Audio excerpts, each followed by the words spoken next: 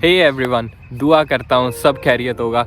तो गाइज़, आपने वीडियो के टाइटल में तो देख ही लिया है। जो आज की जो वीडियो है वो बात करेगी कि अपने पेरेंट्स, अपने ग्रैंड पेरेंट्स या फिर अपने फैमिली रिलेशन में किसी को अगर आप स्पॉन्सर करना चाहते हो और उन्हें यहाँ कनाडा बुलाना चाहते हो एज एन इंटरनेशनल स्टूडेंट, तो यार आपको क्या क्या डॉक्यूमेंट्स रिक्वायर्ड हैं और क्या वो प्रोसेस होता है, क्या रीजंस होते हैं कि जो मेरा जो स्पॉन्सरशिप लेटर था और जो मेरे पेरेंट्स का, मेरी मॉम का, मेरी ग्रैंड माँ का जो वीज़ा था वो सिर्फ 3 दिन में ही अप्रूव हो गया। तो मैंने ऐसा क्या क्या फॉलो करा, कौन कौन से डॉक्यूमेंट्स मैंने लगाए, क्या क्या चेकलिस्ट जो भी मैंने फॉलो करी, वो सारा मैं आपको इस वीडियो में बताऊंगा। यार पूरी हर एक चेकलिस्ट पे जाएंगे कि आपकी तरफ से उन्हें इंडिया में इमिग्रेशन को क्या चाहिए और उनकी तरफ से इमिग्रेशन को क्या क्या चाहिए। तो यार बिना किसी देरी के जल्दी से शुरू करते हैं इस वीडियो को। इन्फॉर्मेशनल होगी, साथ बने रहना, चैनल को सब्सक्राइब भी कर दो। तब तक मिलते हैं एक इंट्रो के बाद।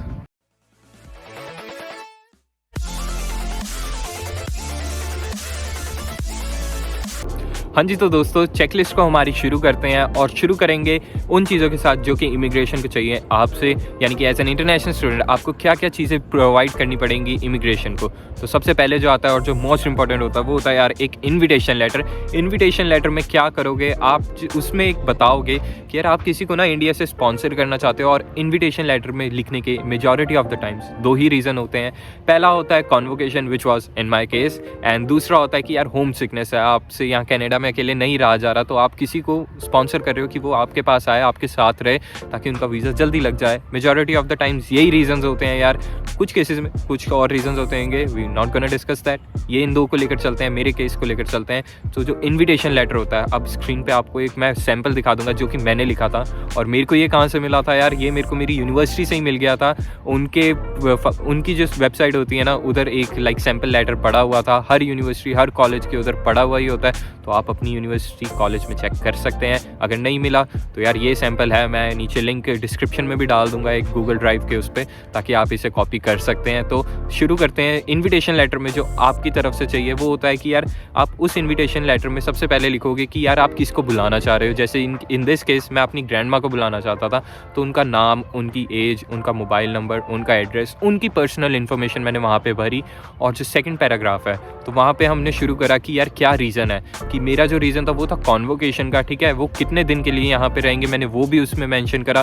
और इसी के साथ साथ मैंने ये भी बताया कि उनकी जो टिकट है वो कब से कब तक की है और मेरी कॉन्वोकेशन इस तारीख की है। तो मैंने उन्हें सारी डिटेल्स दे दी ताकि मैं कुछ भी ना छोड़ूं, एक छोटी सी डिटेल भी ना रह जाए, ताकि उनके एंड पे ना कोई कन्फ्यूजन ना हो। तो ये बहुत इंपॉर्टेंट होता है कि आप अपने लेटर में थोड़ा अच्छे से स्पेसिफाई कर सकें, ठीक है। और एंड में मैंने उन्हें बता दिया कि जो एक्सपेंसेस हैं, ये वाली लाइन ना थोड़ी सी ज़्यादा इंपॉर्टेंट हो जाती है, कि जो भी एक्सपेंसेस हैं वो अपने खुद बियर करेंगे, हमारे ऊपर कोई रिस्पॉन्सिबिलिटी नहीं है। मैं उन्हें सिर्फ एक हाउसिंग प्रोवाइड करूँगा, हाउसिंग की मैं उन्हें सिर्फ रहने की जगह दे रहा हूँ। जो उनके एक्सपेंसेस होंगे कनाडा में आके, जो भी वो खर्चे करेंगे वो उन्होंने खुद करने हैं, वो लेकर आएंगे, तो वो दैट्स नॉट ऑन मी, ठीक है। और एंड में मैं उन्हें एक रिक्वेस्ट कर रहा हूँ कि यार काइंडली कंसीडर दिस, ठीक है। जो मैं एप्लीकेशन डाल रहा हूँ, मैं यहाँ पे हूँ, मेरा नाम ये है, मैं क्वांटम पॉलिटेक्निक यूनिवर्सिटी में पढ़ता हूँ, ये एड्रेस है, ये मेरा मोबाइल नंबर है, ये मेरी कॉन्टैक्ट इन्फॉर्मेशन है, मैंने वो भी प्रोवाइड कर दी। तो एक step by step invitation letter में हमने पहले जिसको स्पॉन्सर कर रहे हैं उसको डिफाइन करा, जिसको हम स्पॉन्सर कर रहे हैं हमने उसकी डिटेल्स प्रोवाइड करी, फिर हमने रीज़न प्रोवाइड करा और उसके बाद माइन्यूट डिटेल्स प्रोवाइड करी, और एंड में मैंने अपनी डिटेल्स प्रोवाइड कर दी इमिग्रेशन को उस इन्विटेशन लेटर में। और ये जो इन्विटेशन लेटर है यार, ये आपको नोटराइज कराना पड़ेगा किसी नोटरी से, ये तभी चलेगा, ठीक है। तो जो मेजर ऑफ द पार्ट था हमारा वो था इन्विटेशन लेटर का, and that is done now.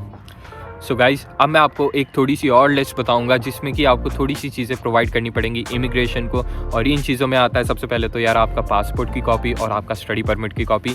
ये डिफाइन कर देगा कि आप कनाडा में लीगली रह रहे हो, you are a legal student, international student, तो you are good to go. और इसी के साथ साथ आप जहाँ पे रह रहे हो, रेजिडेंशियल प्रूफ, आपका रेंट एग्रीमेंट होगा, आपका ओनर के साथ जो बात होगी वो आपका रेंट एग्रीमेंट बना देते हैं ईजिली, तो वो वाला रेंट एग्रीमेंट आपने साथ में लगाना है, ठीक है। और एट द एंड आपको जो अपनी जॉब करते हो कहीं पे भी, तो आपकी पे स्लिप्स आती हैं, right, biweekly, weekly, monthly, हर किसी का डिफरेंट होता है। तो आपको एट मोस्ट 3 मंथ्स की अपनी पे स्लिप्स लगा देनी है, and that's going to make your case so strong, ठीक है। और इसी के साथ यार एक सोने पे सुहागा वाली बात बताता हूँ कि मान लो आपके पास कोई सेविंग्स हैं, ठीक है, तो आप अपनी बैंक स्टेटमेंट भी लगा सकते हो, ज़रूरी नहीं है बैंक स्टेटमेंट लगानी ही है, ठीक है। सेविंग्स हैं, लगा दो, उन्हें लगेगा इमिग्रेशन वालों को यार ये केस बड़ा स्ट्रॉन्ग है, ठीक है। अगर इसके पास कोई भी आएगा तो वो हमारी कंट्री पे बर्डन नहीं पड़ेगा, they not going to be a burden on it, and it's going to be a good thing for your case, ठीक है। बैंक स्टेटमेंट नहीं भी है तो भी मैं दोबारा बोल रहा हूँ, चिंता करने की बिल्कुल भी ज़रूरत नहीं है। It's not a mandatory thing, it's like an additional thing. है वेल एंड गुड, नहीं है well and good. So guys, ये तो बात हो गई कि आपने एज अ स्पॉन्सर क्या क्या चीज़ें प्रोवाइड करनी है इमिग्रेशन को। अब बात करते हैं कि आप जिसे भी बुला रहे हो उससे क्या क्या चीज़ें हमें चाहिए। तो शुरुआत करेंगे हमारी चेकलिस्ट की पहली थिंग से। मेजर इंपॉर्टेंट थिंग है और नॉर्मल सी कॉमन सी थिंग है पासपोर्ट, ठीक है। अगर उनका अभी अभी नया पासपोर्ट बनवाया है आपने, वेल एंड गुड, ठीक है, वो तो वैलिड ही है, ठीक है। लेकिन अगर उनका बहुत पहले से पासपोर्ट बना हुआ है तो एक कंडीशन होती है कि जो पासपोर्ट होता है ना, वो डिपार्चर डेट, यानी कि जिस डेट को आप उन्हें कनाडा बुला रहे हो उस डेट से 9 मंथ्स प्रायर का पासपोर्ट उन्हें वैलिडिटी चाहिए एटलीस्ट। और अगर ये नहीं है तो उनको नया और पुराना पासपोर्ट दोनों कैरी करने पड़ेंगे। इसी के साथ जो हमारी दूसरी चीज़ होती है वो होती है कि यार उनको अपनी इनकम टैक्स रिटर्न ITR 3 साल की ओरिजिनल प्रोवाइड करवानी पड़ती है। इसी के साथ जो हमारी नेक्स्ट थिंग आ गई वो आ गई बैंक स्टेटमेंट। तो बैंक स्टेटमेंट उन्हें लगवानी पड़ेगी अपनी पास 6 मंथ्स की, और ये जो बैंक स्टेटमेंट होती है ना, ओरिजिनल होनी चाहिए, signed and stamped by the bank होनी चाहिए। मूविंग ऑन, जो अगले डॉक्यूमेंट्स आपके पेरेंट्स को प्रोवाइड करने पड़ेंगे वो होंगे यार उनका पैन कार्ड या फिर आधार कार्ड, उनकी जो लाइक आइडेंटिफिकेशन होगी दोबारा से, और आगे की चीज़ like just to make their funds strong, like उनका जो फिक्स डिपॉजिट्स अगर उनके नाम पे कोई भी हैं तो आप वो भी शो कर सकते हो, उनकी जो LIC सर्टिफिकेट्स होते हैं आप वो भी शो कर सकते हो, और इसी के साथ साथ अगर उनके पास like share market share certificates हैं so they can show those things also, and that's just going to make their case strong and strong, ठीक है। अगर नहीं भी हैं तो यार कोई भी बैंक स्टेटमेंट में आपने सारे प्रूफ दिखाई दिए हैं, it's a good thing, okay. अब इसी के साथ यार मैं एक और चीज़ पे एम्फसाइज करना चाहता हूँ यार, हमारे जो पेरेंट्स हैं either they are salaried person if they are working, और they are like they have their own business people, ठीक है। तो इन चीज़ में 2 क्राइटेरियाज होते हैं। अब मैं उन दोनों क्राइटेरियाज पे जाऊंगा कि सैलरीड पर्सनस के लिए क्या क्या क्राइटेरियाज हैं और जो बिजनेस पर्सन होते हैं उनके लिए क्या क्या क्राइटेरियाज हैं।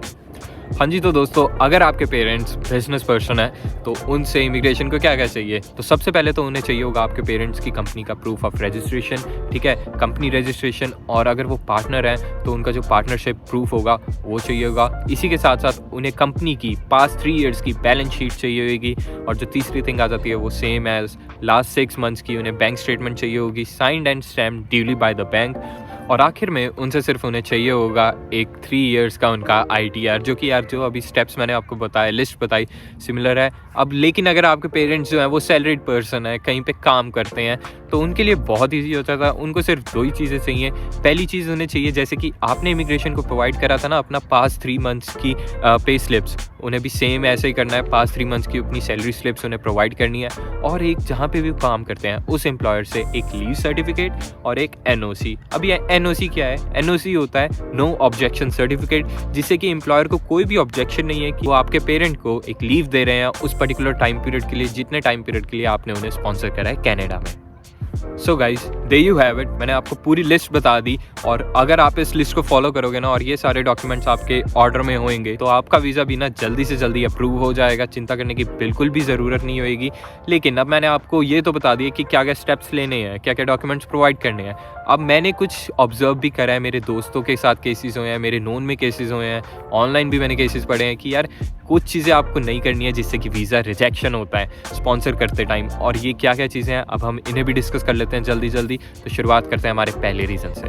तो पहला जो रीज़न है वो होता है, और ये मेजॉरिटी ऑफ द टाइम्स हो जाता है, गलती से भी हो जाता है, कभी कभार नहीं पता होता हमें, ठीक है, ये होता है कि यार आप अपना जो मेन रीज़न होता है ना उसके साथ साथ एक और रीज़न कर देते हो। अब इसका एग्जांपल आपको कैसे दूं, तो मान लो आपकी कॉन्वोकेशन है या फिर कोई फंक्शन है, यहाँ पे साइड बाय साइड होने लगी हैं, ठीक है, तो आपने IRCC के इन्विटेशन लेटर में लिख दिया कि फंक्शन भी है और मेरा कॉन्वोकेशन भी है, तो आपने 2 रीजन्स दे दिए उन्हें, एक पर्टिकुलर सॉलिड रीज़न नहीं दिया, राइट।